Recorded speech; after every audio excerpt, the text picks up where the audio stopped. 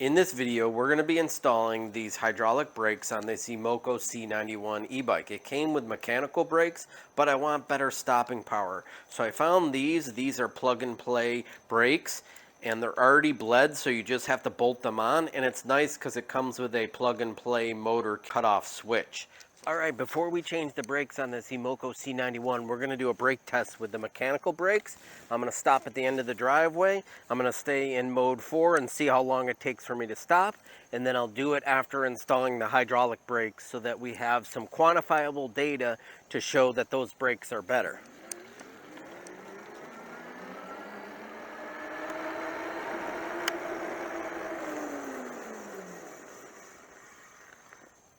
Alright, so that's where the mechanical brakes got me to. I'm in mode 4, I was doing about 20 miles an hour to this stop, and then we'll check it after we install the hydraulic ones.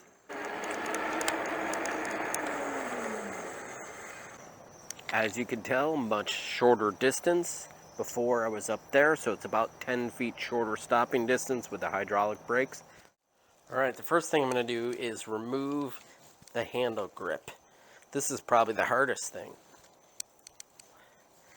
Getting it off may require twisting back and forth. Got that off. Alright, I'm going to remove the brake lever using the 5mm hex.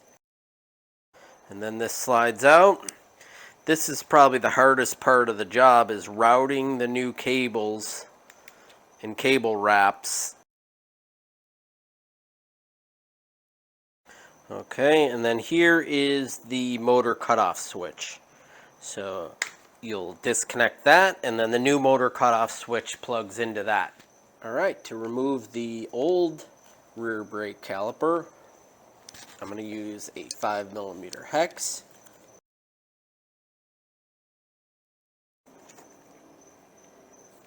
Move that, as you can see, and then what I'm going to do is clip the cables off the frame, so you're going to need some zip ties to reattach the cable through the frame. I'm going to slide on the new brake lever and install the screw, and then reinstall the grip. I ran into a small issue. I can't fit the caliper down into the frame where the old cable went. If I break this connection, I will lose the fluid and have to re-bleed the brakes, which I really don't feel like doing. So in the meantime, I'm going to route it along the side here using some zip ties. And then I'll just tuck it into the frame like this and route this over to here. So I'm going to get installing that rear one. Alright, we're going to slide the brake pads onto the rotor. And I do see a potential issue here with the fender connector here. Yeah, I think what I'm going to do is get that cable routed outboard of that. So I'm just going to remove this fender support.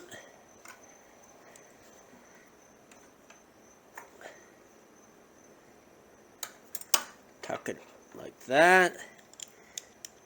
Yeah, much better. And then I'll reinstall this. I'm going to put some lock. Alright, once you get the bracket tightened down, then what you want to do is tighten down the bolts from the bracket to the brake caliper. Kind of center it onto the brake rotor as best as you can. It might rub for a little bit, but the pads will wear in. And then just tighten that down.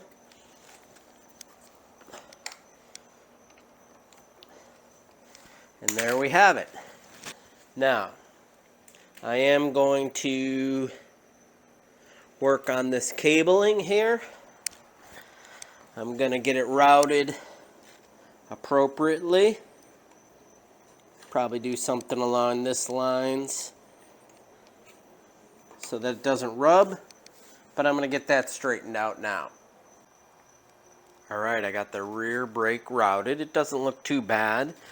I have to say, it's not too bad. It comes down, it circles behind the post here, and then the only thing that really looks kind of a little bit goofy is it has to come around the frame here. It goes into there, goes down, and the length is actually really good, and it attaches nicely to that back brake rotor.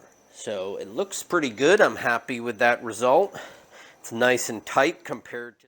Now, moving on to the front brake install, we're going to remove the throttle, remove the old brake lever, and install the new one.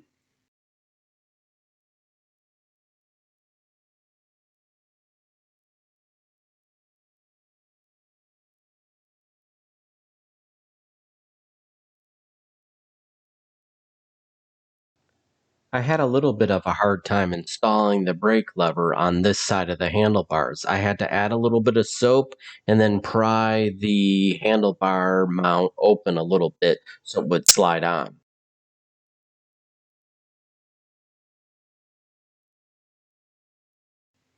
I reinstall the throttle mount ring and then I reinstall the throttle.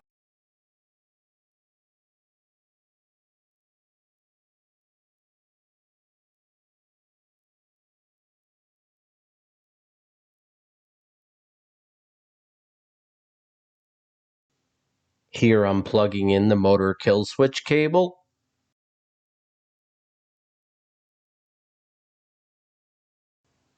Here I'm removing the front brake caliper using a 5mm hex.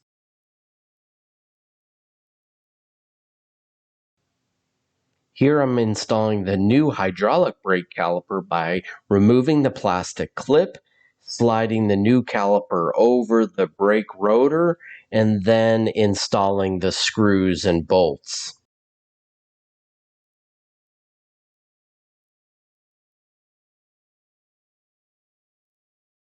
Tighten the screws from the brake caliper to the fork first, then center the caliper on the rotor and tighten the screws from the bracket to the caliper.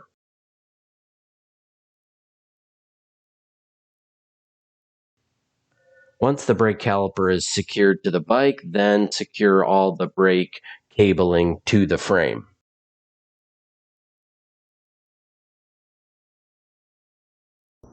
As you can see, I stopped about 3 meters or 10 feet shorter than with the mechanical brake. So I'm definitely happy with the results, that it does stop quicker than the mechanical brakes. So I hope you liked this video and subscribe to my channel. Thanks for watching.